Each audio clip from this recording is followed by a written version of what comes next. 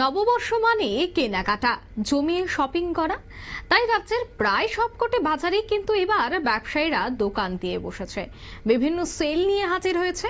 প্রত্যেক বছর নববর্ষকে সামনে রেখে বিভিন্ন বাজারগুলিতে এ ধরনের ছবি ধরা পড়ে। ঠিক তেমনি তেলিয়ামুড়াতেও দেখা গেছে ক্রেতা বিক্রেতাদের ভিড়ে রাজ্যের অন্যান্য বাজারের মতো তেলিয়ামুড়া বাজারেও দোকান দিয়ে বসেছেন দোকানিরা। কিন্তু এর মধ্যে বেশ কিছু দোকানদার তারা বলছেন যে গতবারের তুলনায় এবছরে নাকি বিক্রি বাট্টা কিছুটা কম হয়েছে।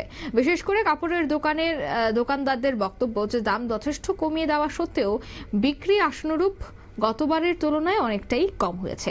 সঠিক কারণ সম্পর্কে কেউ কিছু বলতে না পারলেও বর্তমানে কিন্তু তাদের গোটা বছর অপেক্ষা করে থাকেন এই চৈত্র মাসের জিনিসপত্র বিক্রি করার দিকে, কিন্তু সেই জায়গায় যেহেতু এবার বিক্রি পাটটা অনেকটাই কম হচ্ছে, তাতে কিন্তু এবার ক্ষতির সম্মুখীন হচ্ছেন ব্যবসায়ীরা। আবার অনেকের বক্তব্য হচ্ছে যে বর্তমান যুগে অনলাইনের জিনিসপত্র বা অনলাইনে জামা কাপড় আনার ফলে ব্যবসায় অনেকটা মন্দা। আবার অনেক বিক্রেতাদের বক্তব্য হচ্ছে যে অনেকেই শহরে গিয়ে জামা কাপড় কিনছেন, যার জন্য এবার এই তেলিয়ামুড়া সহ বেশ কয়েকটি জায়গায় যে চৈত্র মেলা বসেছে সেখানে ব্যবসা অনেকটাই মন্দা। তবে কি বলছেন বিক্রেতারা শোনাচ্ছি।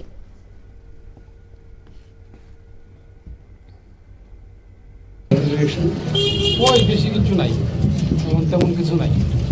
বেচাবেচি একদম খারাপ, খুব খারাপ। মার্কেটের লোকজনই নাই, খুব খারাপ অবস্থা। এবারের ব্যবসা খুবই খারাপ চলতেছে।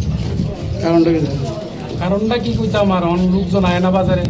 বাজারের কি পরিস্থিতি এটা তো আমরা কিতা কইতাম। আমরা তো ব্যবসায়ী মানুষ, লোকজনই আয় না, কার কাছে বেশি।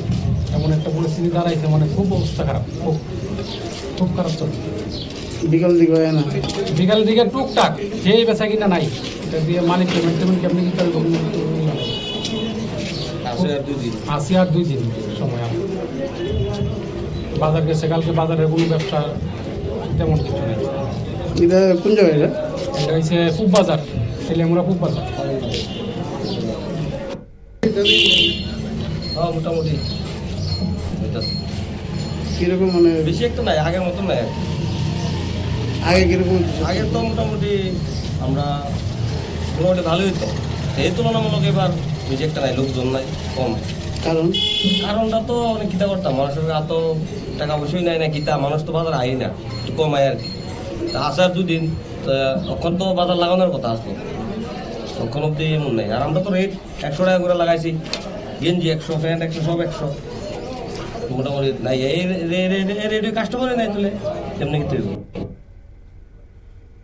আপনারা শুনলেন ব্যবসায়ীদের বক্তব্য। ক্রেতাদের অভাবে ব্যবসায় মন্দা, রকমারি পসরা নিয়ে হাজির হলো চৈত্র সেলের মেলায় দোকানিরা। তারা অনেকটাই ক্ষতির সম্মুখীন, বা গতবারের তুলনায় এবার ব্যবসা অনেকটাই কম হয়েছে বলে কিন্তু জানাচ্ছেন বিক্রেতারা। এই মুহূর্তের সংবাদ এ পর্যন্তই। আমাদের পরবর্তী নিউজ এবং আপডেট দেখার জন্য অবশ্যই চোখ রাখবেন শুধুমাত্র নিউজ ভ্যানগার্ডের পর্দায়। ধন্যবাদ।